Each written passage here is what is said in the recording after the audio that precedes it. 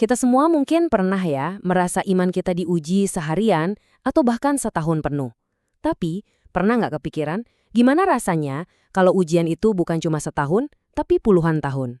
Nah, ini dia pertanyaan kuncinya yang mau kita gali bareng-bareng. Ini bukan soal seberapa kuat iman kita di awal perjalanan, tapi soal daya tahannya. Seberapa lama iman itu bisa bertahan waktu keadaan terus-terusan menghantam kita. Untuk menjawabnya, kita bakal belajar dari kisah hidup seseorang bernama Alan Yuan. Lewat perjalanannya, kita akan lihat soal iman yang diuji waktu, ketaatan dan penyertaan Tuhan, janji Tuhan yang ternyata nggak punya tanggal kedaluarsa, kekuatan batin yang diperbaharui, kesaksian di tempat tergelap, dan apa artinya setia sampai akhir. Oke, kita mulai ya. Siapa sih Alan Yuan ini? Dia ini seorang pendeta gereja rumah di Tiongkok. Dan ujian imannya itu bukan cuma satu kejadian, tapi ibarat lari maraton penderitaan yang panjang banget. Lebih dari 20 tahun. Coba berhenti sejenak dan bayangin selama itu. Dan ini bukan karena dia melakukan kejahatan loh, bukan.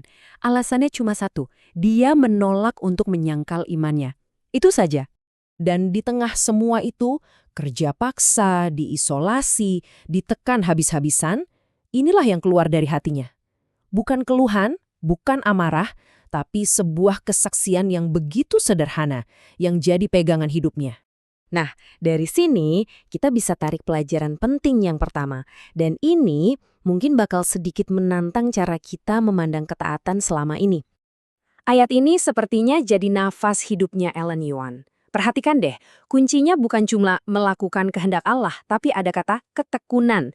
Artinya kemampuan untuk terus bertahan setelah kita merasa sudah taat.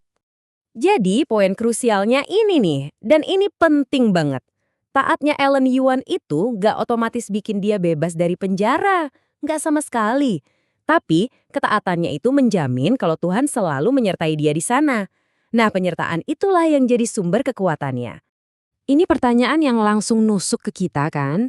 Waktu kita merasa, saya kan sudah berdoa, sudah taat, kok rasanya gini-gini aja ya? Nah, disitulah ketekunan kita sesungguhnya diuji. Oke, ini nyambung ke pelajaran kedua. Gimana caranya seseorang bisa bertahan dalam penantian yang sebegitu lamanya tanpa jadi pahit hati? Ya wajar banget kan? Itu reaksi yang sangat manusiawi. Siapapun dari kita kalau di posisi itu mungkin udah marah, udah nyerah. Justru karena itulah, cara pandang Alan Yuan jadi luar biasa. Dia sampai pada sebuah kesimpulan yang dalam. Waktu itu bukan musuh yang bisa membatalkan janji Tuhan. Justru sebaliknya, waktu itu jadi arena tempat imannya dibuktikan. Menunggu lama itu bukan berarti Tuhan lupa, tapi kesempatan untuk belajar bergantung 100%. Coba kita jujur sama diri sendiri. Saat kita lagi menunggu sesuatu, dan penantian itu terasa panjang banget, apakah kita masih percaya sama janji Tuhan? Atau pelan-pelan kita mulai meragukannya? Lalu muncul pertanyaan yang sangat praktis kan? Oke, kalau situasinya nggak berubah, tenaganya datang dari mana buat jalan terus setiap hari? Apa rahasianya? Nah, disinilah letak keajaibannya. Ada sebuah paradoks yang terjadi, persis seperti yang tertulis di 2 Korintus. Secara fisik, tubuhnya Alan Yuan makin hari makin lemah. Tapi di saat yang bersamaan, batinnya, rohnya justru makin kuat. Diperbaharui terus, hari demi hari. Kekuatannya ini bukan sihir, tapi soal disiplin. Dia nggak punya Alkitab di penjara. Jadi dia mengandalkan firman Tuhan yang sudah ada di dalam kepalanya, yang dia hafal. Dia terus berdoa. Dan dia pusatkan semua harapannya hanya pada Kristus.